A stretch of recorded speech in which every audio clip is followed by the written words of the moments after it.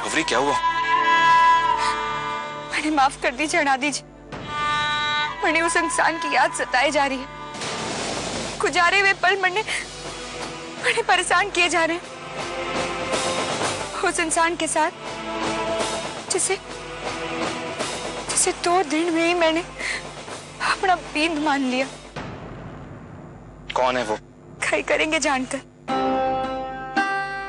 जिन अतीत के पलों को याद कर कर हमारा दिल दर्द से भरा जा रहा है। अब उसी इंसान के बारे में मैंने हेलो अनादि जी। जी आप अब तक घर नहीं आए? जी मैं थोड़ी देर में आ जाऊंगा। हेलो अनादि जी, वो रोने की आवाज किसकी है? इस वक्त मैथिली जी को भवरी के बारे में बताकर मैं परेशान नहीं कर सकता, और फिर शायद भवरी की उलझनों के बारे में मैथिली जी को बताना अगर भवरी को अच्छा नहीं लगा तो। बहू ला, मुझे बात करना। हेलो अनादि, बेटा एक खुशखबरी देनी है। डॉक्टर ने कहा कि दोपहर के बाद नैना की तबीयत में सुधार आया है। और वो जानता है क्यों? क्योंकि दोपहर के बाद बहू घर आ गई थी।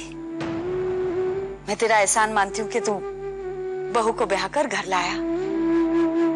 बहू के रूप में घर आई लक्ष्मी को पहचान नहीं सकी। माँ आपकी बहू। चुप करके मेरी बात सुन। कभी भी जिंदगी में तेरी बहू के साथ कहा सुनी हुई और तूने उसे मैके जाने को कहा तो मैं उसे जाने न दूंगी। चाहे तो तू चला जाना, लेकिन मेरी बहू कहीं नहीं जाएगी इस घर को छोड़कर। भवरी को घर ले जाकर क्या कहूंगा माँ से? कैसे समझाऊंगा कि जिन्हें वो अब तक अपनी घर की बहू मानते थे वो उनकी बहू नहीं बल्कि उसकी सहेली मैथिली है। मैंने जो अनादि से कहा ना वो सब सच है।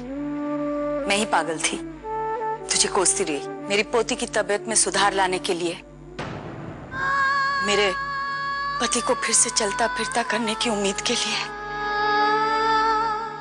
मेरे इस मायूस घर में फिर से खुशियां भरने के लिए। मैं आज अपनी हर जली कटी हर उस कोसने को वापस लेती हूँ और तुझसे माफी मांगती हूँ। सांची कहाँ हैं आप? देखिए आई एम वेरी सॉरी, मैं आपसे माफी मांगना चाहता हूँ। मैं जानता हूँ कि गाड़ी आपको लेने के लिए स्टेशन पर नहीं पहुंची। I am very sorry for that. हमारे घर में एक बहुत बड़ी टेंशन हो गई है।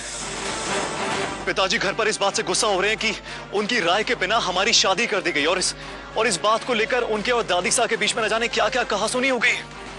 और अब हमारे पिताजी ने फैसला किया है कि वो घर में ना तो दादी सास से और ना ही माँ सास से कभी बात करेंगे। अब विश्वास नहीं करेंगे, अब दादी सास घर छोड़कर जा रही हैं।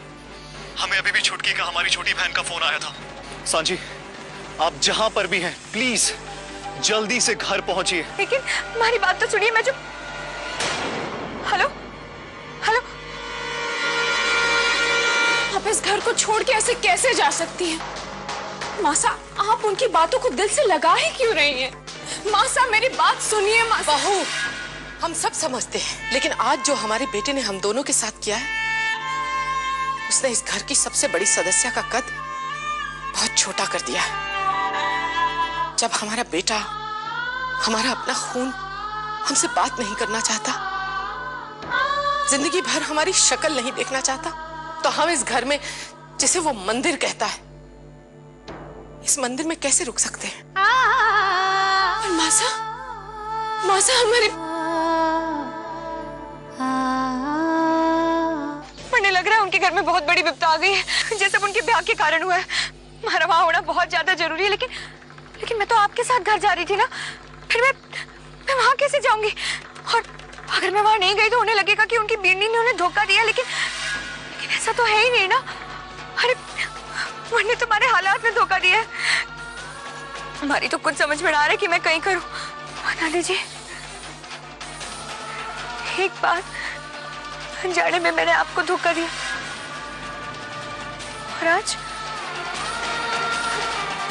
जानबूझकर मैं उन्हें धोखा दूं।